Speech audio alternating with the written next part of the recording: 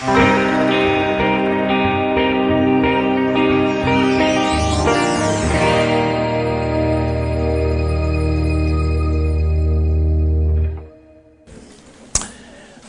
vida del creyente y de la Iglesia tiene que discurrir, tiene que producirse, debe producirse conforme al pensamiento de Jesús. De manera que Cristo ha marcado un andar, un sistema, una forma de comportamiento que es inexcusable para el creyente. A veces nosotros vivimos a nuestro estilo, de nuestra manera, según nuestro entender, pero eso significa en ocasiones que estemos contristando al Espíritu porque no estamos siguiendo las pisadas de Cristo y no estamos siguiendo las disposiciones de Jesús. Por tanto, en medio de tantos temas que hay en ese capítulo 17 del Evangelio según Juan, yo quiero hablaros hoy de la forma natural de vida cristiana, que es una relación de unidad entre los creyentes. El tema de la unidad es uno de los temas más extensos en la oración de Jesús. Llamo vuestra atención a unos versículos del capítulo 17 del Evangelio según Juan, versículos 21 al 24. La Biblia dice que el Señor recompensará un solo vaso de agua dado en su nombre, de modo que a la hermana le va a recompensar mucho más, porque no es un vaso de agua, es un vaso de té, que eso está muy bueno. Gracias, mi hermana. Versículo 21. Para que todos sean uno, como tú, oh Padre, en mí y yo en ti, que también ellos sean uno en nosotros, para que el mundo crea que tú me enviaste. La gloria que me diste, yo les he dado para que sean uno, así como nosotros somos uno. Yo en ellos y tú en mí, para que sean perfectos en unidad, para que el mundo conozca que tú me enviaste y que los has amado a ellos, como también a mí me has amado. Dejamos ahí, podríamos seguir hasta el versículo 24, pero es suficiente estos versículos que hemos leído del pensamiento de Cristo y de la oración de Jesús. Jesús dice a su Padre: Padre, el pueblo que yo quiero no puede ser un pueblo vinculado por sistema religioso. Ha fracasado. No puede ser vinculado por unidad externa, las 12 tribus de Israel, por ejemplo. Ha fracasado. No puede ser un pueblo con una unidad más o menos eficaz o firme. No hay solución para el hombre que, debido a su condición natural, muchas veces busca independizarse de los otros. Quiero un pueblo tan unido que sea imposible que nadie rompa esa unidad. Y tan firme en la unidad que sea la misma unidad que nosotros en el seno de la Trinidad tenemos. Notaréis que le dice: Padre, yo quiero que sean uno, así como tú y yo somos uno. Por tanto, estamos hablando de algo enormemente importante, que no solamente es la disposición de Cristo, sino que es la realidad del cuerpo en Cristo, que es la Iglesia del Señor. La disposición del pensamiento de Cristo la hemos visto en esos versículos. Padre, quiero un pueblo que sea uno, como tú en mí, yo en ti, que ellos sean uno en nosotros. Luego está la dimensión de la unidad. La gloria que me diste, versículo 22, les he dado para que sean uno como nosotros somos uno. ¿Lo notas? No quiero una unidad distinta, una unidad como la nuestra. Como nosotros somos uno, ellos sean uno también. Y el modo de la unidad lo tienes en el versículo anterior. Versículo 21, para que todos sean uno, como tú, Padre, en mí y yo en ti, que ellos también sean uno en nosotros, para que el mundo crea que tú me enviaste. De manera que como tú y yo estamos en una unidad vinculante en el seno de la Trinidad, esa unidad nuestra se traslade a ellos, para que ellos sean perfectos en unidad.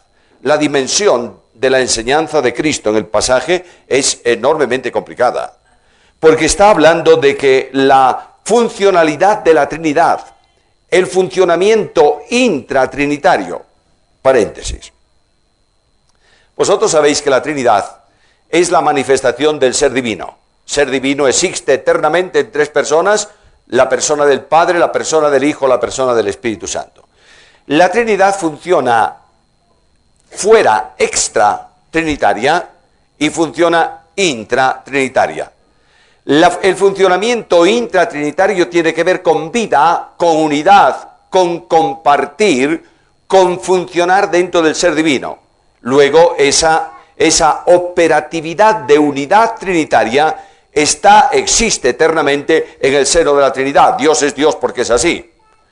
La acción extratrinitaria es cuando el Dios que forma, que existe eternamente, que subsiste en el ser divino, sale de sí mismo, se exterioriza y funciona fuera. Por ejemplo, Dios sale de sí mismo y ¿qué hace? Crea. Por tanto, eso es un trabajo extratrinitario. Ahora, lo que está diciendo Cristo es que la unidad en el ser divino es un trabajo intratrinitario. ¿Me estáis siguiendo? Y lo que dice él es que como este trabajo mantiene inamovible la unidad en el ser divino, traslademos ese trabajo a la presencia, a la vida de cada creyente, para que sea imposible que la unidad entre ellos se rompa. ¿Por qué? Porque están en nosotros y nosotros estamos en ello. Los creyentes todos forman esa unidad, versículo 23. Yo en ellos y tú en mí, para que sean perfectos en unidad. ¿Quiénes? Todos los creyentes. Todos los creyentes estamos en Cristo y Cristo está en todos los creyentes, ¿verdad? Por tanto, aquí se está refiriendo a la totalidad de la iglesia. Y todo creyente está unido en un cuerpo. El apóstol Pablo dice que todos hemos sido bautizados en un mismo cuerpo. Cuando estudias la carta a los Corintios, te das cuenta que uno de los problemas más serios de la iglesia en Corinto, ¿qué era? Que estaban rompiendo la unidad de la iglesia. No la rompían, intentaban romperla. La unidad de la iglesia no se rompe, pero ellos intentan un sistema de vida, de convivencia, que es contrario a la unidad. De modo que allí hay algunos que dicen, yo soy de Pablo, otros de Cefas, otros de Pedro, y algunos los más santos de Cristo. Pero todos ellos estaban dividiendo la iglesia.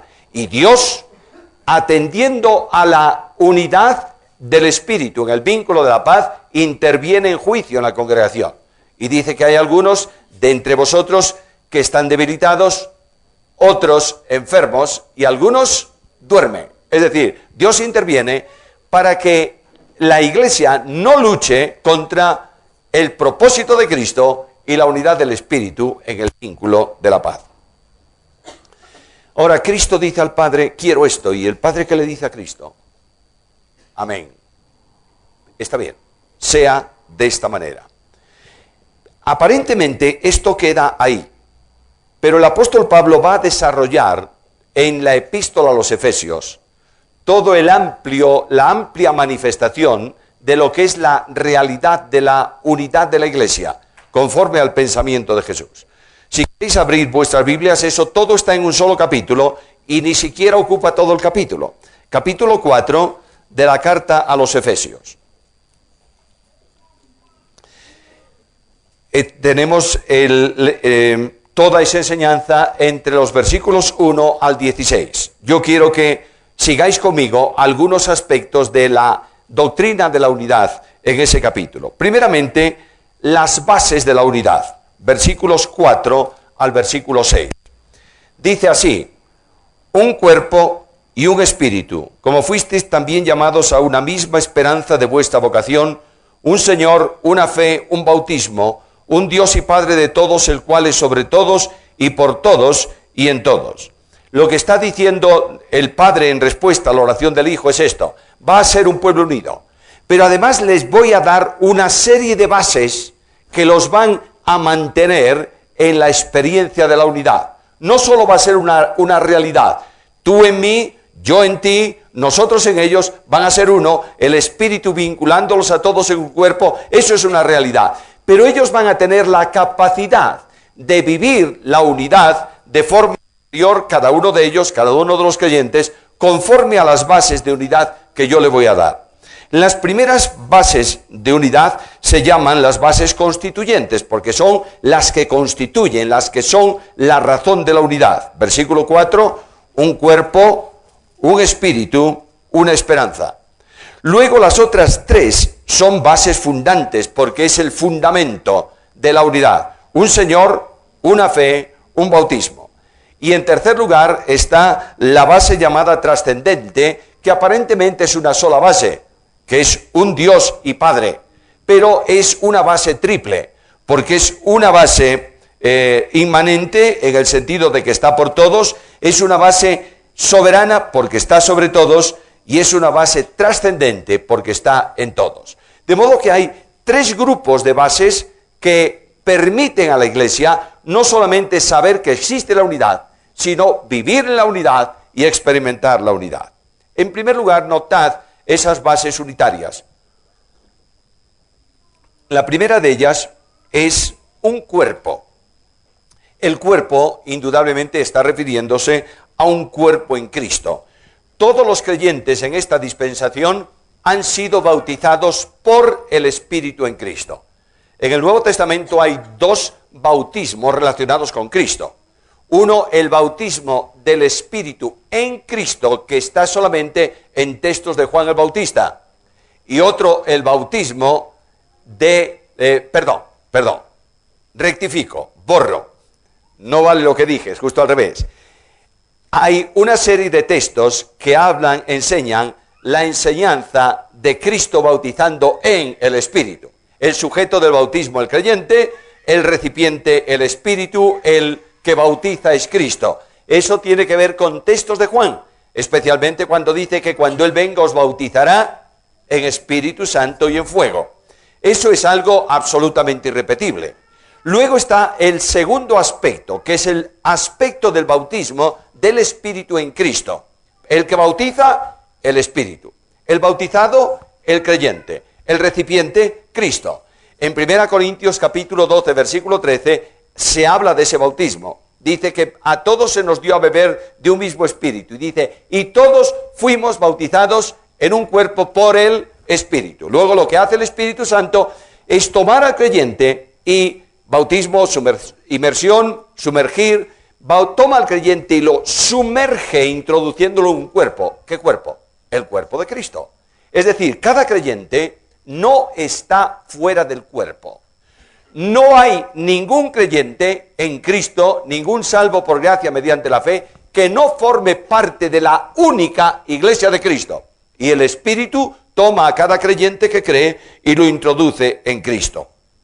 Donde esté un creyente, no importa dónde esté, se llame como se llame, se congregue con quien se congregue, practique el culto como lo practique, crea lo que crea, donde hay un creyente, hay un miembro del único cuerpo de Cristo que es la iglesia. Por tanto, el Padre dice a Cristo, no solamente van a estar unidos, van a estar corporativamente vinculados uno a otro. ¿Con quién? Contigo, que eres la cabeza. De manera que cuando Cristo resucita de los muertos, nos dice el apóstol Pablo que le dio un nombre, sobre todo nombre, pero dice también en la misma carta a los Efesios, donde estamos, que Dios lo dio como cabeza sobre todas las cosas a la iglesia. De manera que la iglesia está ligada a la cabeza. Hay un texto en la carta primera a los Corintios, en donde se habla de que quiero que sepáis, dice el apóstol Pablo, que Cristo es cabeza de todo varón, y el varón cabeza de y Dios cabeza de Cristo. Es un texto muy maltratado, porque nosotros tomamos el texto y lo establecemos como nos parece. Y decimos, escala de autoridad. Dios, Cristo, hombre, mujer. ¿Enseñamos eso o no? No empieza el texto por Dios, Cristo. ¿Por qué empieza? Por Cristo, hombre. Y lo sorprendente es que dice que Cristo es cabeza de ¿cuántos? De todo varón. Luego tenemos ahí un pequeño problema. ¿En qué sentido es eso?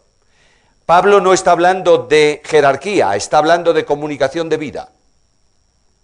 la vida del hombre se comunica al hombre por el soplo del Espíritu y se toma de quién. ¿Qué dice Juan? En él estaba la vida. Luego, Cristo es cabeza del hombre, del varón, porque comunicó la vida al varón. El varón es cabeza de la mujer, ¿por qué? ¿De dónde fue tomada Eva? Del varón. Luego la vida de Eva viene ¿de qué? Del varón. En ese sentido, cabeza, en relación con la mujer, tiene que ver con comunicación de vida. Y la vida de la segunda persona de la deidad procede de la primera. Por tanto, Dios es cabeza ¿de quién? De Cristo. Nunca el Padre puede ser mayor que el Hijo, porque son iguales. Yo y el Padre somos uno. El que me ha visto a mí.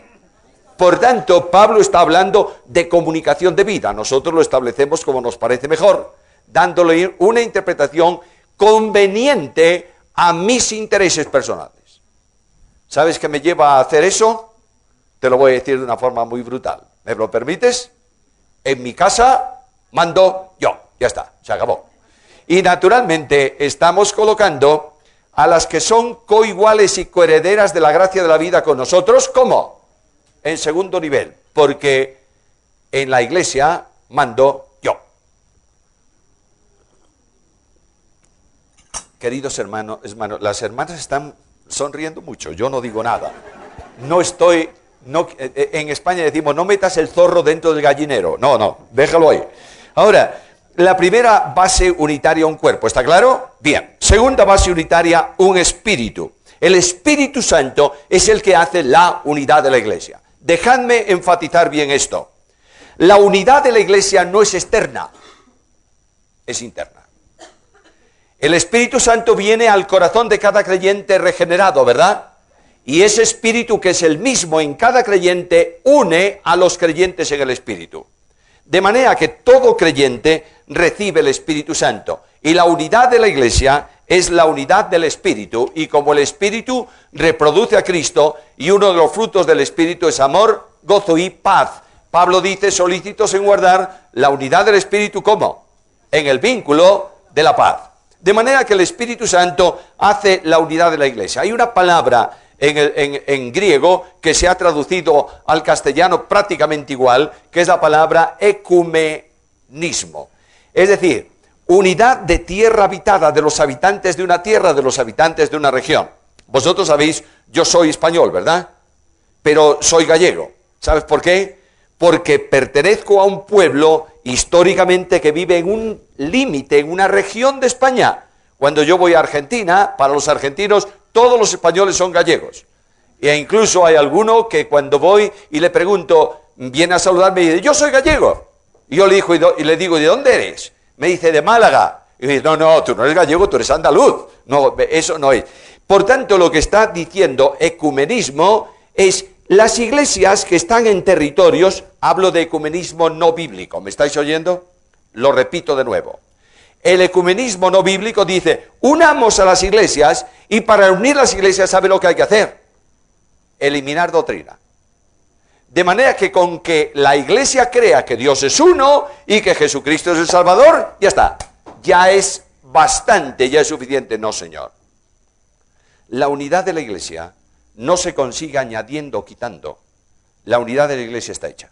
La hace el Espíritu Santo de Dios. Por eso, el ecumenismo bíblico tiene que ver con la unidad de todo creyente nacido de nuevo en Cristo Jesús.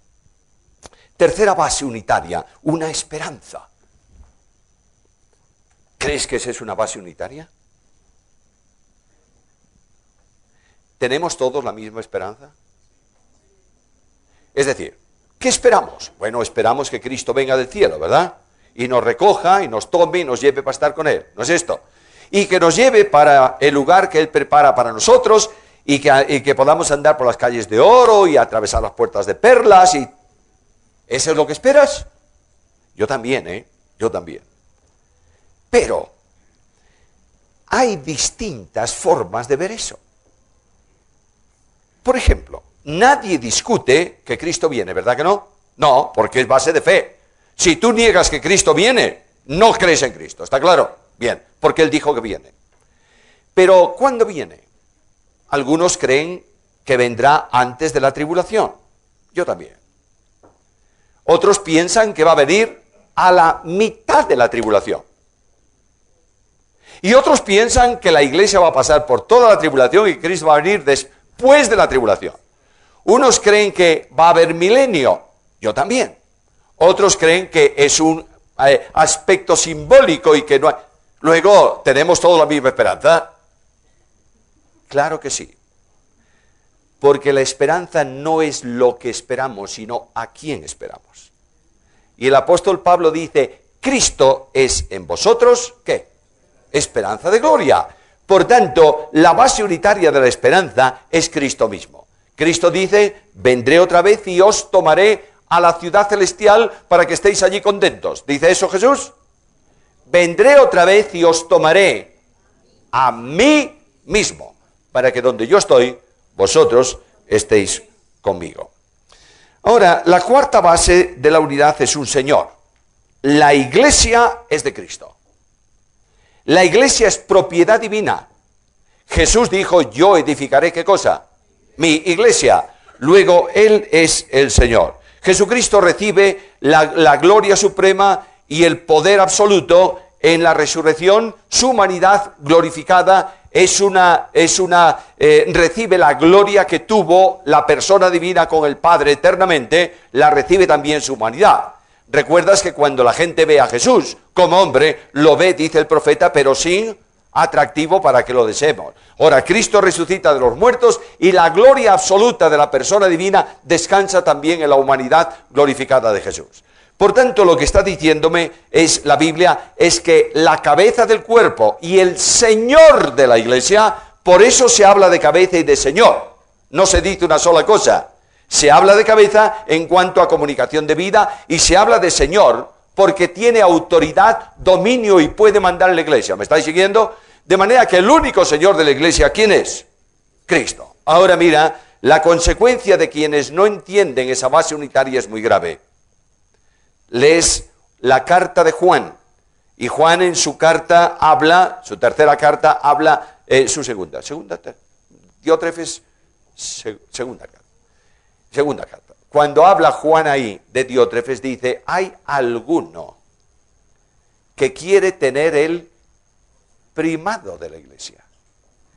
Cuando yo vaya, le voy a decir lo que él es, pero dice que ese tal Diótrefes, que quiere tener el primado de la iglesia, cuando hay alguien que le dice, no es bueno lo que estás haciendo, ¿qué hace Diótrefes? No lo pone fuera de comunión, lo echa de la iglesia. De manera que no puede nadie enseñorearse ¿de quién? De la iglesia de Cristo. Por eso en la Biblia no se habla de autoridades humanas en la iglesia. A veces nosotros utilizamos un nombre o un calificativo que no tiene nada de bíblico. Y cuando nos referimos a los líderes de la iglesia, yo lo oigo muy a menudo. Dice, vete a hablar con las... No, señor, no hay ninguna autoridad en la iglesia humana. Las únicas autoridades de la iglesia son tres y divinas. La palabra, única norma de fe y conducta, Jesucristo, cabeza de la iglesia, el Espíritu Santo, el vicario de Cristo. Los líderes ejercen autoridad cuando viviendo a Cristo en el poder del Espíritu conducen a la iglesia a la luz de la Biblia. ¿Entiendes esto? La autoridad al predicador no se lo da su capacidad de oratoria, se lo da la palabra que expresa. La capacidad de autoridad al pastor de la iglesia no se le da su título de pastor, se lo da la aplicación de la Escritura y el vivir a Cristo buscando a las ovejas y cuidando de ellas. Por tanto, llegamos a la tercera, ya me lo han rectificado. Ya se me escapan hasta las citas donde está. Tercera carta de Juan, no segunda, es donde está el caso Diótrefes. Quinta base de la unidad, una fe. La palabra fe ahí se refiere a la creencia común de la iglesia. ¿Cuántas Biblias tenemos nosotros? Bueno, pueden muchas versiones, pero ¿cuántas palabras hay? ¿Cuánta Biblia hay? Una sola. Por tanto, la base de fe que Dios entrega a la iglesia es una base común. Una sola base de fe que es la palabra. Es verdad que a veces la doctrina bíblica se puede interpretar de distintas maneras hablando de doctrina general. Yo creo que el otro día dije que la Biblia, la palabra de Dios, de Génesis 1:1 a Apocalipsis 22:21 es doctrina. ¿Está claro? Pero hay doctrina fundamental sin cuya aceptación no puede ser creyente. Por ejemplo, Jesucristo es el único Salvador. ¿Eso qué es? Doctrina fundamental. El Señor viene, ¿qué es eso? Doctrina fundamental. Los ángeles existen y tienen ministerio, ¿qué es eso? ¿Y por qué es doctrina fundamental los ángeles? Porque están vinculados al misterio de la piedad. Dios, grande es el misterio de la piedad. Dios fue manifestado en carne, visto de los ángeles. Por tanto, tenemos ahí una relación muy directa. Esto, el hombre, doctrina fundamental, naturalmente que sí. Ahora, todas estas cosas fundamentales pueden tener una generalidad de asuntos. Yo dije hace un momento que una doctrina fundamental es que Cristo viene, una doctrina general es cuándo viene. Ahora, esta base unitaria de la Biblia exige que la estudiemos, la prediquemos, aprendamos de ella, se nos enseñe por medio de ella, y a medida que el creyente va estudiando la Biblia y conociendo la Biblia, va creciendo en una dimensión tal que finalmente todos los creyentes alcanzan una plenitud de madurez y no hay distinciones ni separaciones entre las iglesias. En España hay dos grandes llanuras que se llaman la meseta. La meseta es una tierra donde se planta mucho trigo. Cuando tú vas en época de sembrado de trigo, que no hay, todavía no nació la hierba, no nació el trigo, tú ves inmediatamente las divisiones que hay entre los campos. Y ves que este es de uno, aquel es de otro, etcétera, etcétera. Ahora, nace el trigo, y el trigo crece, y de pronto, ¿qué pasa? Las divisiones desaparecen, porque el trigo maduro tapa las divisiones. Eso ocurre en la iglesia. Mientras haya niños infantiles, habrá parcelas en la iglesia. Cuando esos niños maduran, no hay diferencias notables en doctrina fundamental, por supuesto, y hay muy pocas diferencias en doctrina general. Por tanto, ¿qué es lo que tiene que hacer el liderazgo de la iglesia? Hacer que los creyentes maduren conociendo la palabra de Dios. Luego, la sexta base de la unidad, un bautismo. También tengo problemas ahí, porque el bautismo se aplica de distintas maneras. Yo conozco un grupo de cristianos fundamentalistas tremendamente rígidos en la Biblia, pero tremendamente rígidos, ¿ya? Aman la palabra, viven para la palabra, estudian la palabra y a veces exageran un poco, pero lo hacen con la mejor intención. Bien, esos bautizan 3 veces a la persona. Una en el nombre del Padre, en el nombre del Hijo, en el nombre del Espíritu. Bueno, ellos lo entienden así. Yo entiendo que hay que bautizarlo una sola vez en el nombre del Padre, del Hijo y del Espíritu. No lo tengas todo el tiempo debajo del agua, pero tienes que bautizarlo así. Pero cuando tú lees documentos de la Iglesia del siglo III, probablemente, o del siglo IV como mucho, hay uno que se llama la Didache, la enseñanza. Y en ese libro, en ese documento de normativa para el funcionamiento de la Iglesia, dice: bautiza siempre que puedas en agua viva. ¿Qué significa? En un río, en un mar, ahí. Y si no tienes, hazlo en agua muerta, es decir, en un bautisterio. Y si no lo tienes, vierte 3 veces agua sobre la cabeza de la persona para bautizarla. Y decimos, estos se han escapado del significado del bautismo, porque bautismo significa inmersión, ¿sí? ¿Solo? No, señor. En la carta a los Hebreos, cuando se habla de el rociar de la sangre sobre Israel, la sangre del sacrificio esparcida sobre la congregación, se utiliza la palabra bautismo. Bautismo no significa necesariamente meter algo debajo del agua, significa que algo cubra, tape, un tinte es un bautismo, ¿entendéis? De manera que el bautismo se realiza de distintas maneras. Quiero dar mi opinión. ¿Cuál es mi opinión? Bautismo por inmersión. ¿Está claro? Bien. No bautismo de niños, por supuesto que no. Bautismo de personas que sean capaces de creer. Si hay una persona de una determinada edad, pequeña, joven, que puede creer y da prueba de su fe y manifiesta que siga a Cristo, no hay ninguna razón para no bautizarlo. Pero tenemos que tener también cierta precaución en la edad de bautismo. ¿Sabes para qué? Para que no sea un mimetismo entre niños. De manera que un niño de 8 años, 9 años que ha creído en Cristo dice, quiero bautizarme. Todos sus amigos de la escuela dominical de esos años quieren bautizarse con él. ¿Entiendes esto? Por tanto, tenemos que tener, la iglesia tiene que tener unos parámetros para la buena funcionalidad de la iglesia. Un bautismo. Séptima base de la unidad. Un Dios y Padre. Y ese Dios y... Bueno, perdón, que no dije lo que tengo que decir fundamentalmente del bautismo. Si cada uno hace el bautismo distinto, ¿dónde está la base unitaria? En que no se refiere aquí al bautismo de agua. Se refiere al bautismo del Espíritu. Es decir, el Espíritu Santo bautiza a cada creyente en Cristo, lo sumerge, lo introduce en Cristo. ¿Sabes para qué? Entre otras cosas, para testimonio. Porque dice el apóstol Pablo en Gálatas que todo aquel que ha sido bautizado en Cristo ha crucificado la carne con sus pasiones y deseos. El bautismo del creyente en Cristo, cuando se levanta de esa operación espiritual, tiene que manifestar a Cristo en su vida. ¿Qué estáis viendo de mí hoy?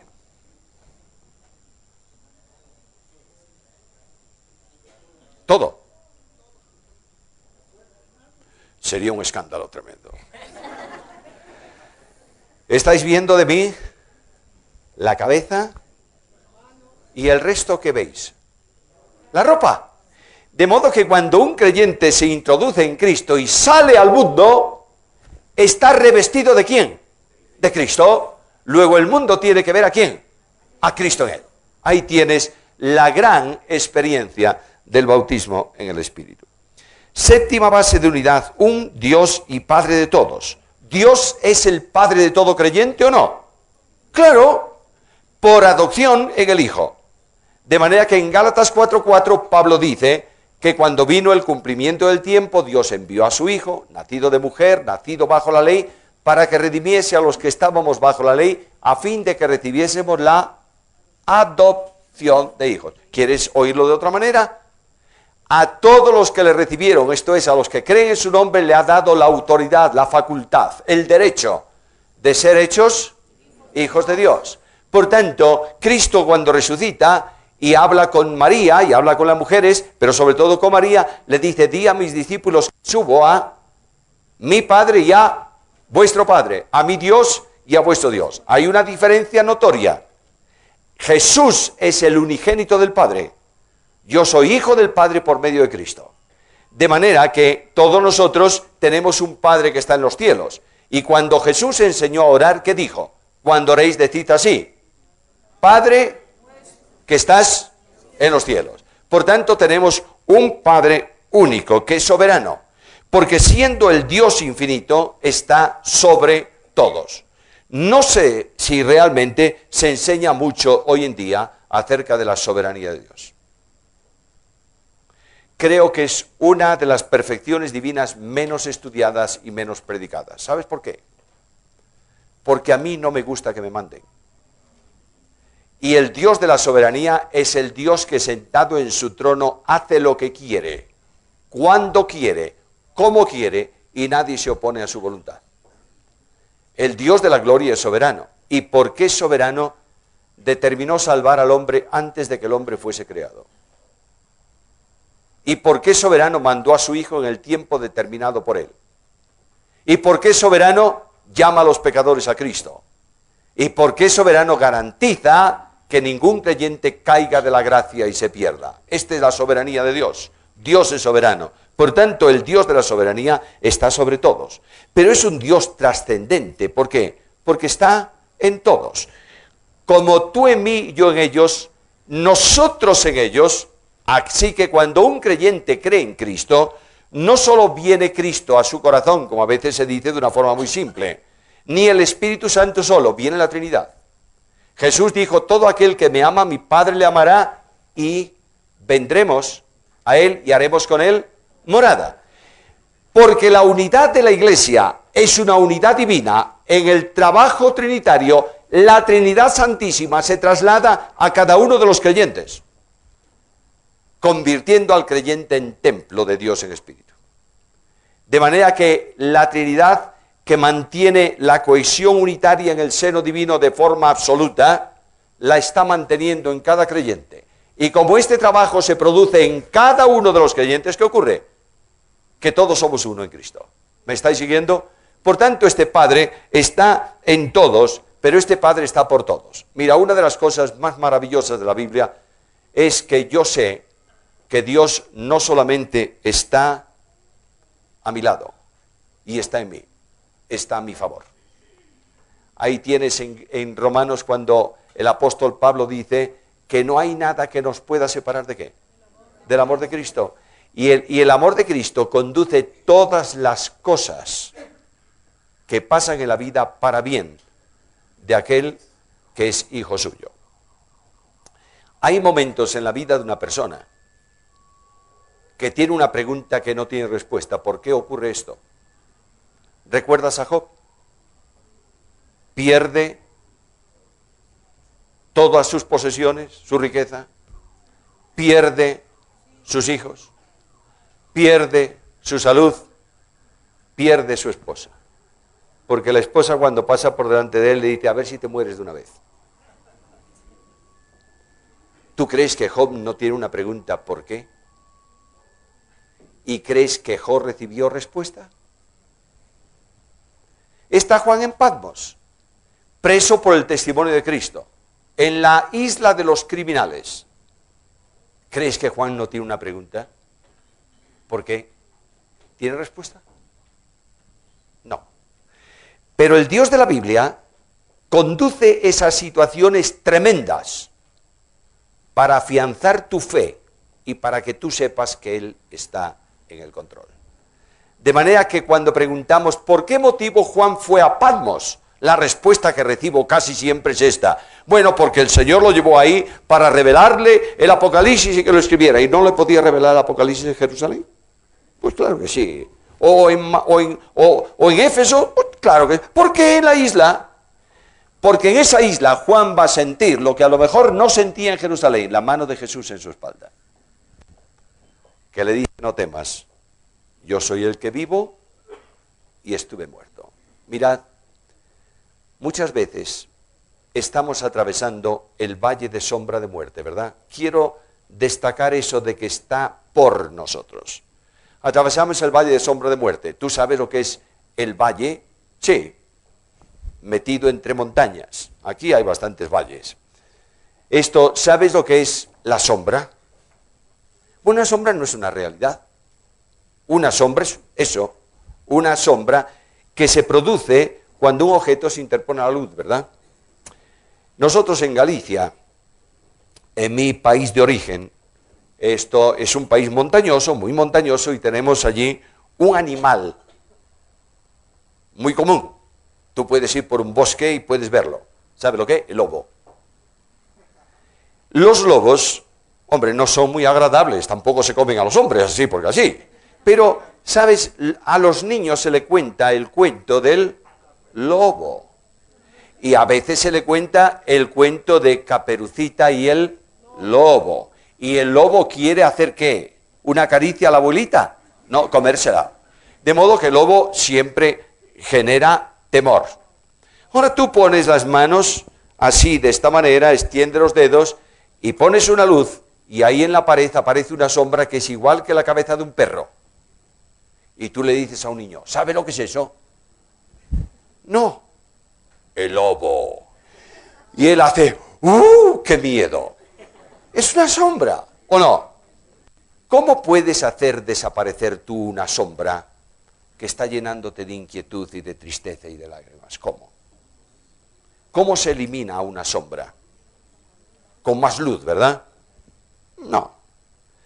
Posiblemente con más luz eliminas una y haces otra. La sombra se elimina cuando otra sombra mayor cubre esa sombra. De manera que, por ejemplo, a las 12 de la mañana hay un árbol ahí en la calle y produce una sombra, ¿verdad? Y de pronto viene una nube y produce una sombra mayor. ¿Y qué ocurre con la sombra del árbol? Desaparece. Escucha la Biblia. El que habita al abrigo del Altísimo morará bajo, entonces la sombra del valle desaparece. Porque tú sabes que Dios está no solo contigo, está por ti, está a tu favor y puede decir, ¿qué temeré? Lo que me pueda hacer el hombre. Bueno, el pasaje mantiene un énfasis trinitario muy grande. Está el Padre en el versículo 6, el Hijo en el versículo 5, el Espíritu en el versículo 4. Ahora, dentro de esta unidad hay una diversidad, porque todos somos miembros, los creyentes cada uno somos miembros del cuerpo. Versículo 7, pero a cada uno de nosotros le fue dada la gracia conforme a la medida del don de Cristo. Aquí gracia no tiene que ver con justificación, tiene que ver con dones. De manera que la gracia, Pablo, hablando de apostolado, muchas veces no dice el apóstol, dice, según la gracia que Dios me dio. Es decir, la gracia es el regalo que el Espíritu Santo va a hacer para dotar de hombres a la iglesia. Aquí cada uno recibe una provisión de gracia. ¿Sabes por qué? Porque no todos tenemos el mismo don, ni todos tenemos los mismos dones. Porque en Carta a los Corintios, capítulo 12, versículo 11, el apóstol Pablo dice que el Espíritu Santo ha dado dones a cada uno como Él quiere. Una observación. Según la lista de dones en Corintios 12, en Romanos 12, aparece, sobre todo en Corintios, aparece el don de lenguas, ¿verdad? ¿Es un don o no? Bien. ¿Todos pueden tener ese don? Entonces tenemos ya un problema, que el hablar en lenguas no es un referente de espiritualidad ni una manifestación de conversión. Dios da el don a quien quiere, ¿cuándo? ¿Y cómo? Bueno, entonces no nos volvamos locos hoy para decir que hay dones vigentes y dones no vigentes. El Espíritu los hace vigentes cuando lo da. ¿Está claro? Muy bien, entonces no entremos por ahí.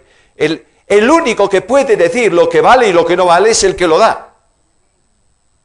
Yo te doy a ti un papel y te digo, píntame hazme un dibujo grande ahí. No cabe, por tanto, te retiro el papel. En ese momento he dejado de tener vigente el papel. Pero si lo doy otra vez, ese vuelve a tener vigencia. Quiero deciros que no nos volvamos locos, no discutamos, no digamos la Biblia, esto no es para mí hoy. Un momentito, por favor. Indudablemente hay dones que no pueden estar operativos hoy en razón de la funcionalidad del don. De manera que los profetas para escribir profecía bíblica y los apóstoles para establecer doctrina, en ese solo sentido, ese don no está operativo hoy, porque tenemos la escritura hecha y el canon cerrado. Ahora, seguimos adelante, hay una diversidad de personas, en general cada uno, de manera que no hay creyente que esté sin don. Sin duda el cuerpo es una diversidad de miembros y cada miembro tiene una función.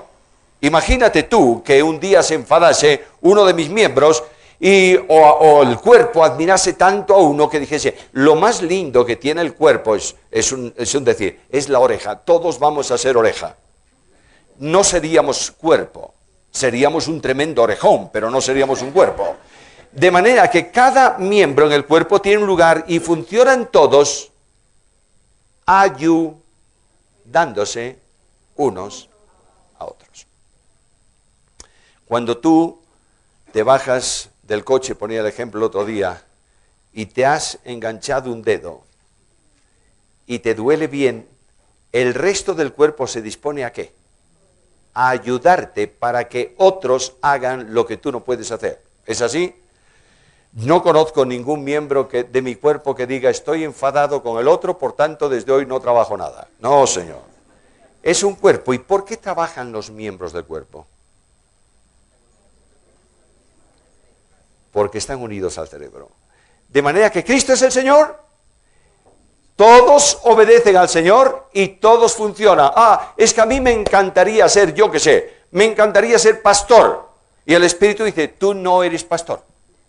Yo te voy a dar otro don para que seas de utilidad en el cuerpo. ¿Está claro?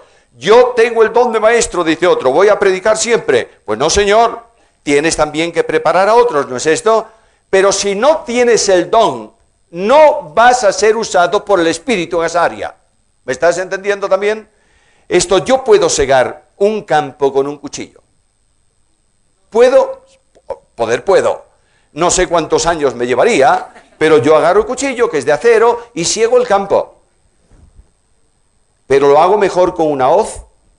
¿Es también de acero? Claro, pero está adaptada a ese trabajo. El Espíritu Santo, cuando da un don, está capacitando al creyente, hombre o mujer, para un trabajo, para hacerlo un instrumento en sus manos para edificación de la iglesia. Ahora, Pablo, que va a seguir hablando de cosas importantísimas ahí, quiere hablarme del precio de la unidad. Mira el versículo 9. Podemos leer el 8, por lo cual dice: subiendo a lo alto, llevó cautiva la cautividad y dio dones a los hombres. Y esto que subió, ¿qué sino que también había descendido primero a las partes más bajas de la tierra? Está hablando de potencialidad de la iglesia en Cristo. Dije el otro día que Dios vive en tiempo presente. ¿Recordáis esto? Por tanto, los acontecimientos temporales que se producen en la sucesión del tiempo, para Dios ocurren ya. No sé si me estáis entendiendo. Porque a Él no le afecta el tiempo. De manera que cuando el Padre regala a su Hijo los creyentes como resultado de la obra de la cruz, potencialmente toda la iglesia está en Cristo. Para mí, hay algunos de la iglesia pasada del tiempo que están en la presencia del Señor, porque murieron, ¿verdad? Luego, para mí, la iglesia que está en Cristo hoy somos los que estamos aquí y los que están en otros lugares. Pero los que vienen más adelante son simplemente la manifestación en el tiempo de entonces de una realidad que Dios conoce. Por eso los creyentes están en Cristo. De manera que a lo largo del tiempo, este Hijo de Dios está regalando a la iglesia no dones, sino creyentes con dones. De manera que Cristo va dando, llevó cautiva la cautividad. ¿Qué es la cautividad? Los que estaban sujetos al pecado. Y como Él los libera, potencialmente toda la iglesia está ya en Cristo, ¿o no? Claro que sí. Simplemente se va a producir una experiencia de iglesia en el futuro, para mí que estoy en el tiempo, pero para Dios ya está hecha la obra y estamos en Cristo. Y a medida que el tiempo histórico de los hombres se produce, Dios va dando a su iglesia hombres creyentes dotados para que la iglesia pueda ser edificada y funcione. De manera que cuando llegamos al versículo, para poder hacer eso, dice que Cristo descendió a las partes más. Sabéis que la teología, sobre todo la teología medieval, hizo un lío con estos versículos. Tomó este texto, Cristo descendió a las partes más bajas de la tierra. Tomó un texto de la carta de Pedro, que en los días de Noé predicó a los espíritus encarcelados. Tomó el credo de los apóstoles. ¿Sabéis el credo? ¿Sabéis el credo apostólico?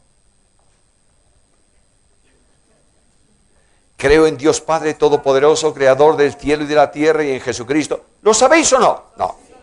¿Lo sabéis? Bueno, algunos, pero el resto no. Bueno, pues esa es la base de fe apostólica original. Una de las bases de fe. Sería bueno que lo supiéramos de memoria.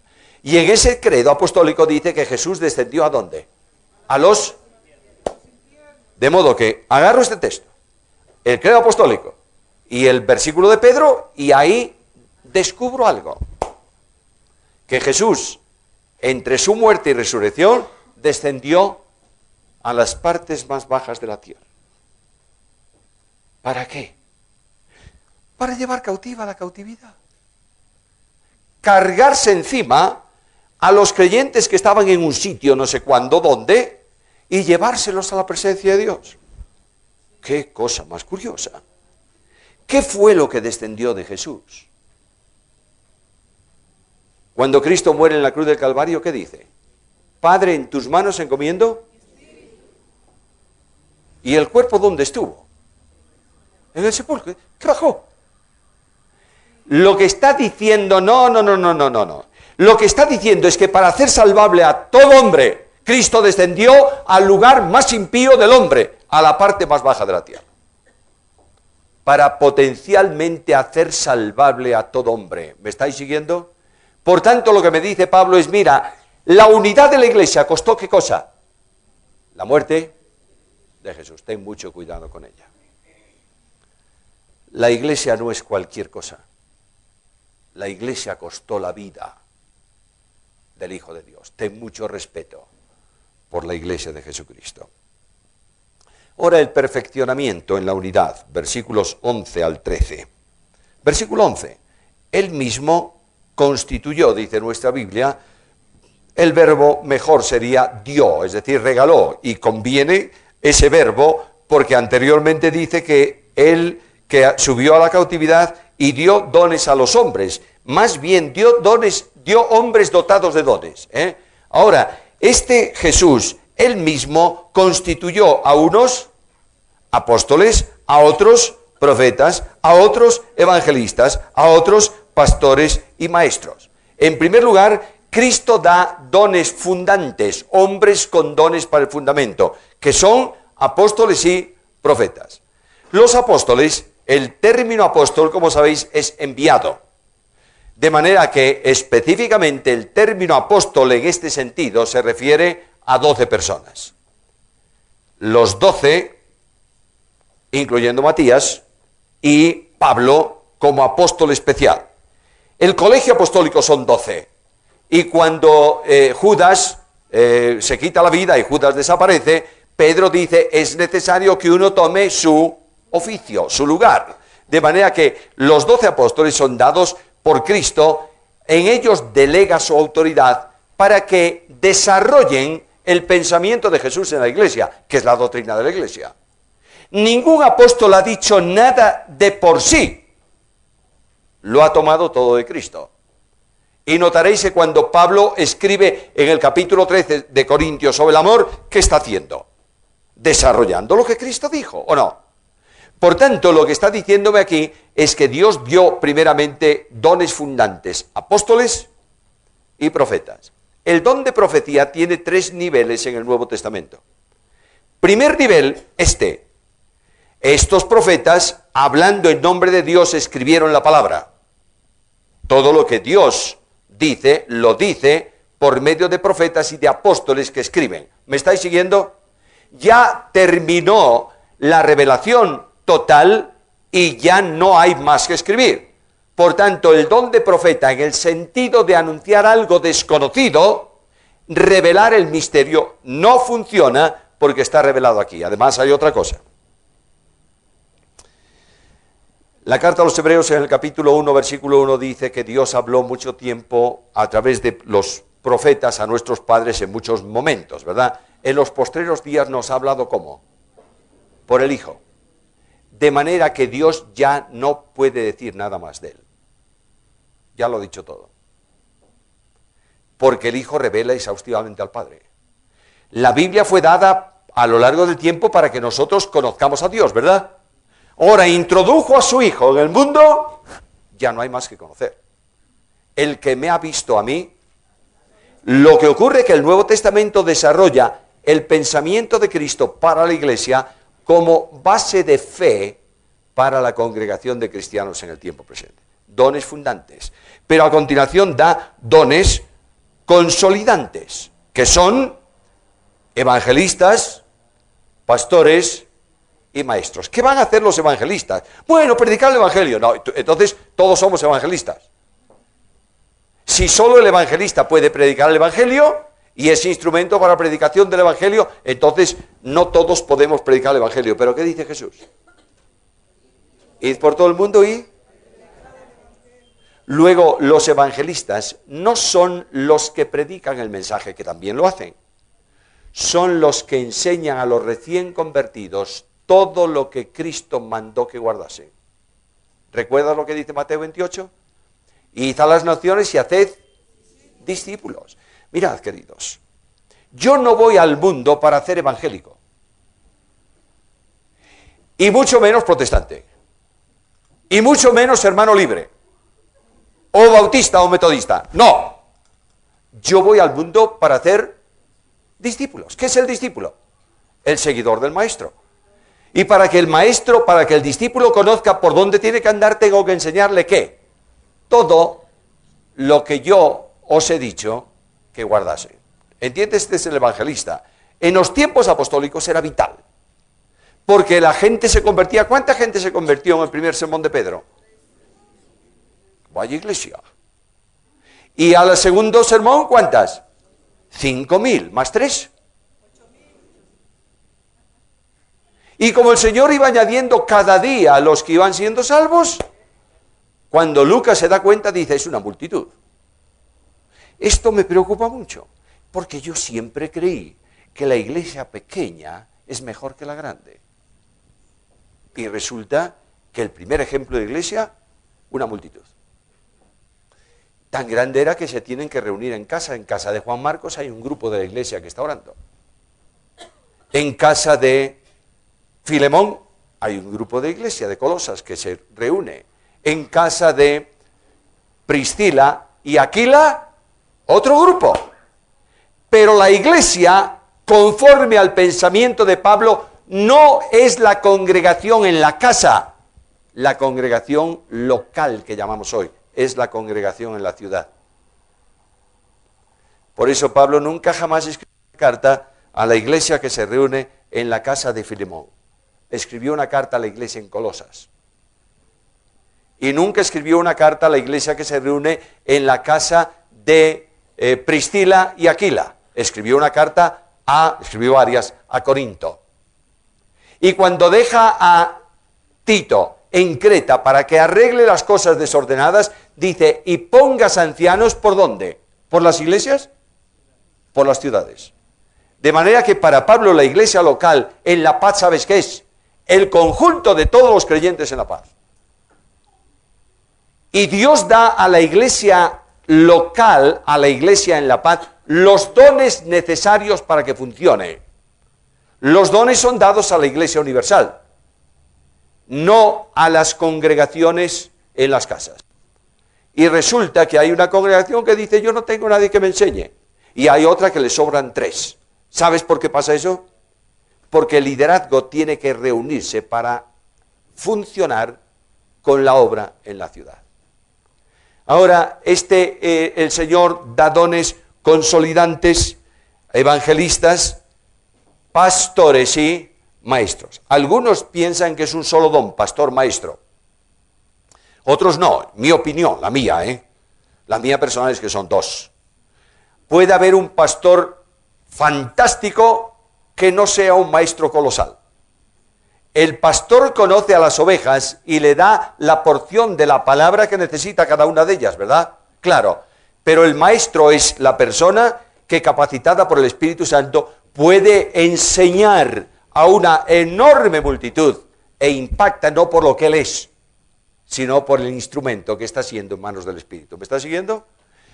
Ahora, si no todos son apóstoles en el sentido de los 12, tampoco no todos son maestros.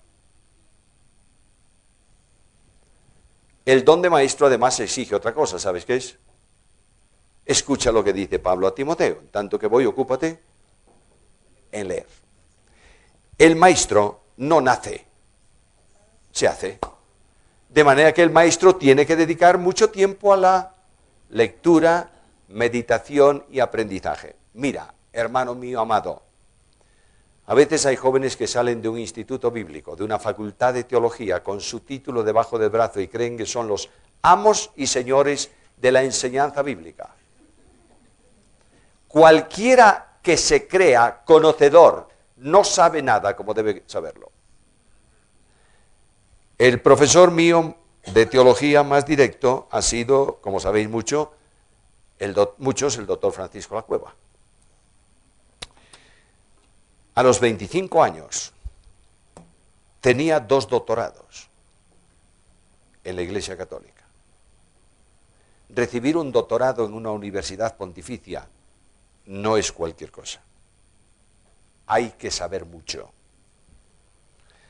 Una de sus especialidades era cristología.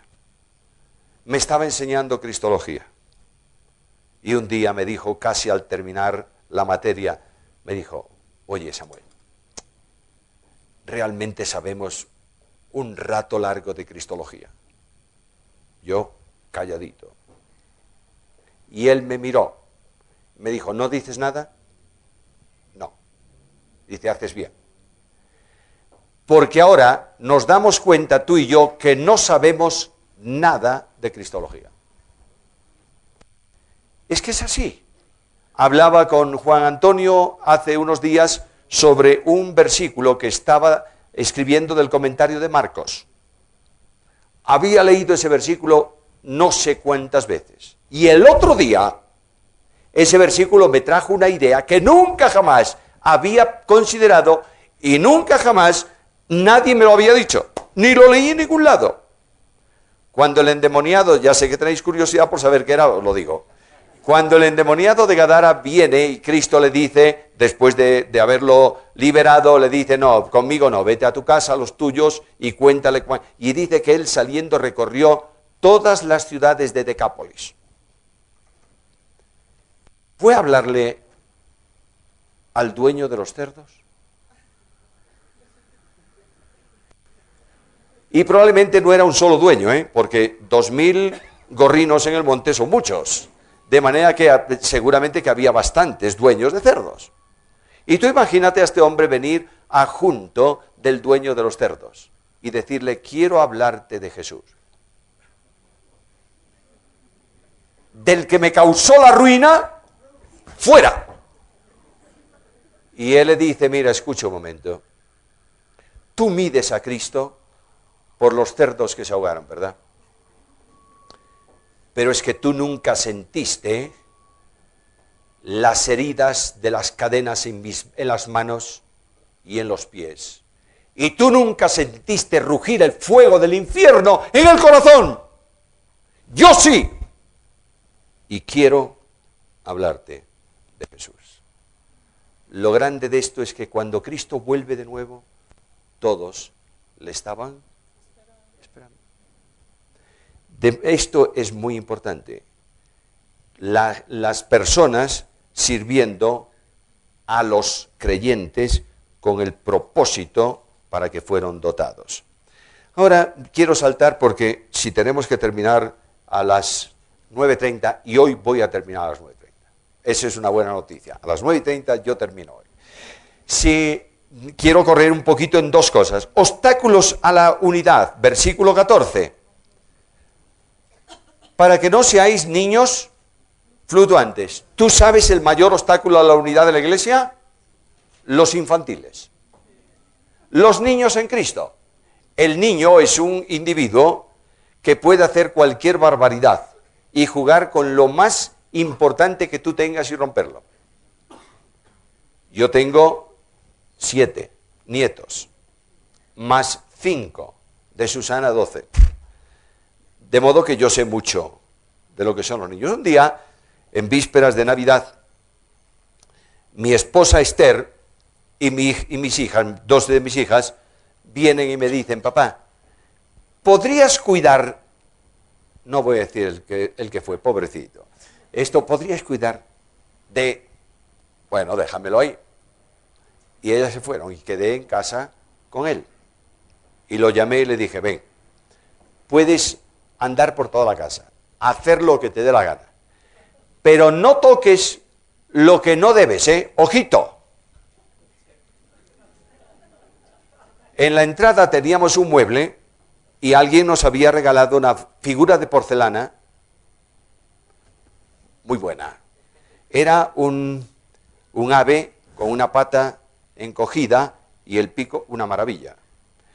Aquello lo tratábamos como oro en paño. Y de pronto yo siento a mi nieto que me dice, abuelo, mira lo que tengo. Y cuando un nieto te diga, mira lo que tengo, sal urgente, porque tiene lo que no debe tener. Y ahí venía con el ave tomada por el cuello, así. Yo me tiré por el aire, agarré la figura, él cayó al suelo, me importaba poco, pero salvé la figura. ¿Por qué hacía esto? Porque era un niño. Tú pon un grupo de niños que están muy bien y ponle una pelota en el medio, verás la que se arma. Todos quieren la pelota. Los infantiles en la iglesia juegan con la iglesia y dividen la iglesia.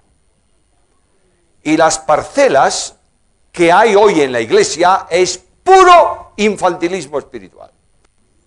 Alguien me va a decir, pero tú no crees en las denominaciones. Claro que creo. Y creo que las denominaciones evangélicas han sido una impresionante bendición que Dios dio a la iglesia. ¿Qué son los bautistas? Hermanos que recuperan la doctrina del bautismo. ¿Es bendición? Claro. ¿Qué son los metodistas? Bueno, podría contaros. ¿Qué son los hermanos libres? ¿Cuál es la base fundamental de los hermanos libres? ¿Cuál? El partimiento del pan y el velo, no señor. La base fundamental de los hermanos libres es unidad de todos los creyentes en Cristo. En Cristo. En las congregaciones primeras de los hermanos libres no había bautistas fuera, metodistas fuera, pentecostales fuera, ¿no? ¿Tú eres mi hermano? ¿Has nacido de nuevo? ¿Crees en Cristo? Siéntate, vamos a partir el pan y vamos a estudiar la Biblia, a adorar juntos. Estos son los hermanos libres, que con el tiempo todas las denominaciones se glorían en sus éxitos y creen que es la única denominación válida en el mundo. Eso es pecado. ¿Entiendes esto? Y yo mantengo mi parcela y no permito que otro venga y entre. ¿Sabes por qué? Porque soy un infantil, un niño en Cristo. Y es hora de comenzar a entender la iglesia desde la dimensión como Cristo lo establece. Somos todos uno en Cristo Jesús. Oh, pero oye, mira que hay hermanos bien raros, ¿eh?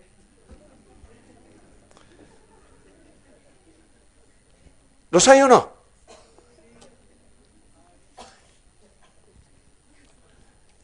Todos somos muy raros para otros. Yo tengo un hermano mío, hermano carnal y hermano en Cristo. Si tú vas un día a Vigo y te encuentras con alguien en la calle y se te ocurre pensar, oye, esto es lo opuesto absoluto a Samuel Pérez Millos. Ese es mi hermano. A él le gusta vestir de la forma más extraña que tú te puedas imaginar. Mejor dicho, yo creo que no le importa cómo se viste. Si hace frío, igual trae dos chaquetas y un jersey ahí todo amarrado, uno de color gris, otro de color amarillo. No le da igual, con tal de que esté caliente le da lo mismo. Viene a visitarme muchas veces a mi casa. Le gusta mucho el café. A Susana, mi esposa, le gusta el café. De modo que le dice, ¿quieres un café? Claro, y se toma una taza así de café negro, solo, sin azúcar. Se sienta y habla conmigo y busca el tema más espinoso que puede parecer, porque lo que le encanta a él es discutir conmigo. Venga. Y cuando llega un momento que yo ya estoy cansado de oírle y de hablarle, le digo, venga, a tu casa, vamos. Y él se levanta y le dice a Susana, mira cómo me trata, ya me echa porque no quiere seguir escuchándome y tal. Yo voy con él a la puerta de la casa. Él siempre se abraza a mí, me da un beso y me dice al oído, te quiero mucho. No es igual que yo, pero es mi hermano. Yo siento una profunda emoción ver el pueblo de Dios dividido por estupideces. Creyentes marginados de otros creyentes, no por doctrina, sino por costumbres y por prácticas. Solícito en guardar la unidad del Espíritu en el vínculo